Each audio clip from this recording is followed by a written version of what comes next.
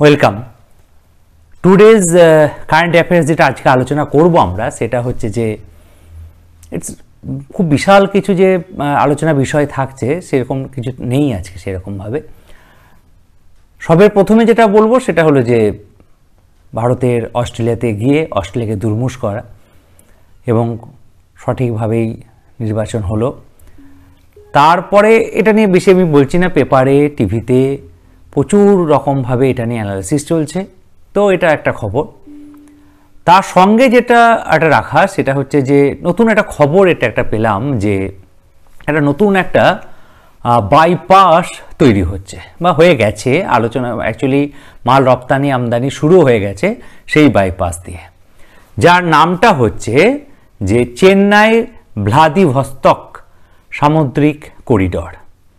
এবং ভারত থেকে রাশিয়াতে মাল যাওয়ার জন্য এবার আর সুয়েজ ক্যানেল যেটা আগে ব্যবহার করা হতো বা সুয়েজ খাল যেটা ব্যবহার করা হতো এখন আর ব্যবহার করার দরকার পড়ছে না। তার জন্য অনেক কিলোমিটার শর্ট হয়ে যাচ্ছে আমাদের। আগে যেটা ধরো প্রায় 16,066 কিলোমিটার মতো রাস্তা ছিল যাওয়ার জন্য সুয়েজ খাল হয়ে, সেটা এখন বর্তমানে হয়ে গেছে 10,409 কিলোমিটারের মতো। অনেকটা রাস্তা কিন্তু শর্ট হয়ে যাচ্ছে। এবং আরেকটা যেটা বড় কথা, সুয়েজ খাল দিয়ে যাওয়ার জন্য যে পরিমাণ ট্যাক্স দিতে হতো সেটা কিন্তু এখন আর সেইভাবে ট্যাক্স দিতে হচ্ছে না। তো এটা বলতে পারা যায় যে ভারত এবং রাশিয়ার মধ্যে যে চুক্তিটা হচ্ছে সেই চুক্তিতে এটা কিন্তু একটা খুব বড় একটা অ্যাচিভমেন্ট তৈরি হয়েছে আমাদের মধ্যে। নেক্সট যেটা বলবো যে আমাদের খুব বড় একটা খবর যেটা চলছে বর্তমানে সেটা হলো ভারতীয় ব্যবসায়ী শিল্পপতি এবং বিশ্বের মানচিত্রে একটা বড় শিল্পপতি গৌতম আদানি, যার একটা কেলেঙ্কারি ধরা পড়েছে এবং সেটা আমেরিকার যে শেয়ার বাজার নিয়ন্ত্রক তারা গৌতম আদানির বিরুদ্ধে একটা সমন জারি করেছে। সেটা নিয়ে আর ডিটেইলস আলোচনা চলছে চারিদিকে, আমি শুধু খবরটা বলছি। আর একটা নেক্সট যেটা হচ্ছে যে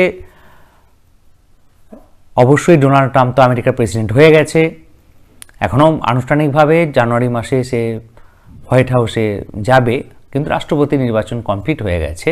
ডোনাল্ড ট্রাম্প আবার আমেরিকার প্রেসিডেন্ট হিসেবে নির্বাচিত হবেন এবং তার যে গোয়েন্দা প্রধান হতে চলেছে তার নাম হচ্ছে তুলসি গ্যাবার্ড এবং উনি হচ্ছেন ইটস নট ভারতীয় পুরোপুরি, কিন্তু উনি হচ্ছেন কনভার্টেড হিন্দু। আর একটা যেটা বড় খবর সেটা হলো যে অরুণ চক্রবর্তী প্রয়াত হলেন। কে অরুণ চক্রবর্তী? অরুণ চক্রবর্তী যদি একটু বলে নিই তখন সবাই চিনতে পারবে অরুণ চক্রবর্তীকে। উনি হচ্ছেন ভূমির একটা অ্যালবাম বেরিয়েছিল না, লাল পাহাড়ির দেশে যা রাঙামাটির দেশে যা, সেই যে গানের স্রষ্টা অরুণ চক্রবর্তী প্রয়াত হলেন। নেক্সট হচ্ছে জুলাই আগস্টের পরে সেপ্টেম্বর মাসেও রেকর্ড সংখ্যক গ্রাহক হারালো কিন্তু জিও, রিলায়েন্স। এরপরে যে খবরটার দিকে আমরা নজর দেব সেটা হচ্ছে এবারে যে মন কি বাত মাননীয় প্রধানমন্ত্রী মোদীজি যেটা হলো 116তম মন কি বাত হলো এবং উনি এই মন কি বাতে এনসিসির তার স্কুল লেভেলের নিয়ে কথা বলেছেন। তার সাথে যেটা উনি বলেছেন সেটা হলো স্বামী বিবেকানন্দের 162তম জন্মবার্ষিকী স্মরণে, যেটা 11 থেকে 12 জানুয়ারি ভারত মণ্ডপমে যেটা আলোচনা করা হবে সেটা হলো যে বিকশিত ভারত তরুণ নেতাদের সম্মেলন। বিকশিত ভারত তরুণ নেতাদের সম্মেলন হিসেবে উনি এটাকে রাখা হয়েছে।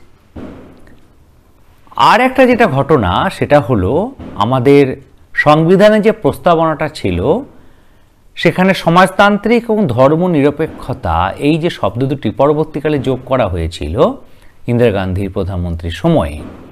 তো এই শব্দগুলো সংবিধানে নিজস্ব শব্দ নয় বলে একটা মামলা করা হয়েছিল। কে কে মামলা করেছিলেন? সেখানে মামলা করেছিলেন বিজেপি সাংসদ সুব্রহ্মণ্যম স্বামী, সমাজকর্মী বলরাম সিং এবং আইনজীবী অশ্বিনী উপাধ্যায়, যে এই সমাজতান্ত্রিক এবং ধর্মনিরপেক্ষতার নামটা বাদ দিতে হবে। কিন্তু সুপ্রিম কোর্ট পরিষ্কারভাবে বলেছেন যে না, এই শব্দ দুটি বহাল থাকলো। এখানে আরও বলা হয়েছে যে অনুচ্ছেদ 368 অনুসারে সংবিধান সংশোধন করতে পারে কে? সাংসদ। তবে সেই সংশোধন অবশ্যই সংবিধানে যেটা মূল কাঠামো বা বেসিক স্ট্রাকচারের অনুসারেই হতে হবে। তো এই ছিল আজকের current affairs. So just keep watching my channel my English book MEB। যারা এখনও সাবস্ক্রাইব করোনি অতি অবশ্যই সাবস্ক্রাইব করো এবং শেয়ার করো, কমেন্টস করো। Thank you very much.